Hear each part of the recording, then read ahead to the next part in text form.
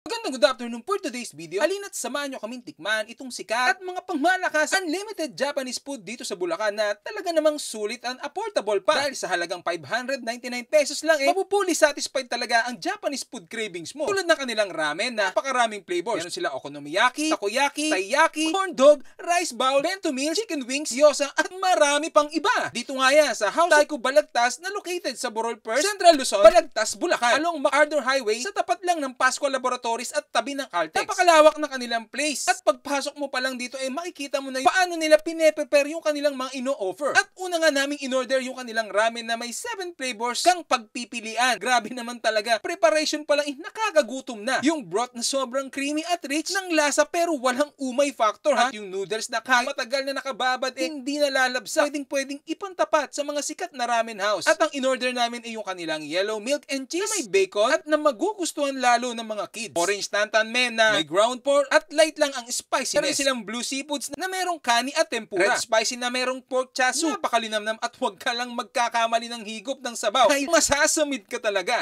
Yung kanilang okonomiyaki na may 5 flavors. Classic yung aming in-order pero grabe. Classic pa lang yan ha. Rabsa na baby. Pero ng thin slice, pork, cabbage, benishoga at dashi. Kaya naman napaka-flavorful at hindi nakakaumay. At syempre takoyaki. Dito sila nagsimula bago sila nag-expand as restaurant. Dynamite ang aming napili. Meron yang cream cheese, may cheddar cheese, at meron pa yung jalapeno na nagpaanghang dito. Meron din silang steam and fried gyoza, sobrang meaty at savory umami taste na kaunting sweetness dahil sa cabbage. May bento meals pa sila na beef bulgogi ang flavor, merong beef, napakilamnam, lettuce, kimchi, egg roll, kaya naman dito pa lang busog panalo ka na talaga. At kung rice is life ka talaga meron pa silang rice bowl na beef shawarma ang aming napili. Very meaty. Light lang ang spices, kaya naman magugustuhan mo ito kung di mo gusto ang mga strong spices. Panalo din ang kanilang Korean fried chicken na madaming flavors pero tinikman namin yung kanilang white cheese na may pagka-smoky flavor dahil norch pa ang cheese nito sa ibabaw. At yung fire cheese na perfect sa mga spicy and cheese lover. Fresh and quality yung ginamit nilang chicken. At ito pa nga yung kanilang corn dog na sobrang nag-enjoy kainin ni Liam po. Kita naman tuwang-tuwa habang ini-stretch ang mozzarella. Pati na rin yung kanilang mozza balls na pati ako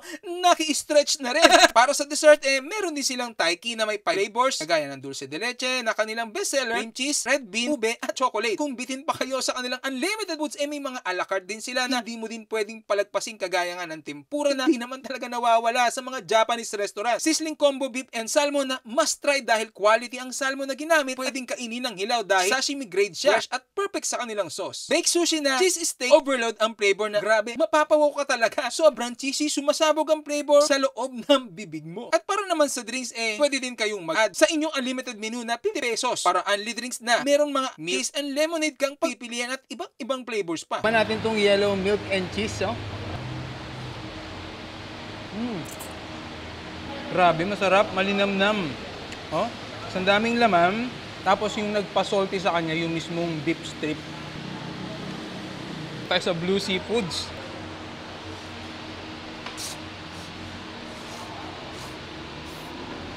Nasa mo yung seafood, yung tempura, ang laki-laki, oh. Ayun mo.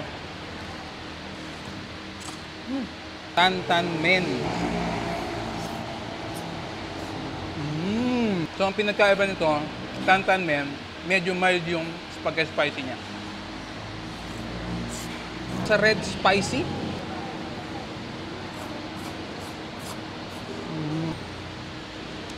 huwag kang magkakamali ng lunok, sigurado.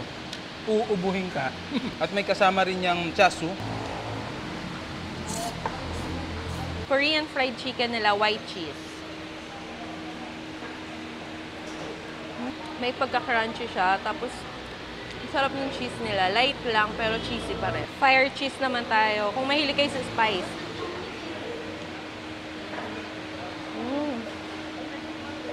Masarap yung chicken nila, malinamnam.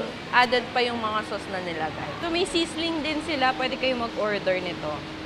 Ayan. So combination po ito ng beef tsaka ng salmon.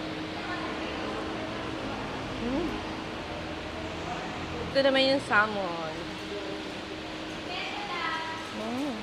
Ang ganda nung cut kasi sashimi grade itong ginamit nila. Ayan. So, yun na nga po, no? Sobrang satisfied talaga ang cravings namin dito sa House of Taiko. Sobrang sulit at masasarap lahat ng foods na kanilang ino-offer. Kaya naman, hindi na ako magtataka kung bakit ito dinarayo dahil naman talagang masasatisfied ka dito. At unting paalala lang, umorder lang ng sapat at kayang ubusin dahil katulad sa ibang restaurant, meron silang mga policies. Open nga pala sila ng 11 a.m. to 10 p.m. At meron nga din silang branch sa Baler at Santa Maria, Bulacan. Paano? Hanggang dito na lang. Paalam!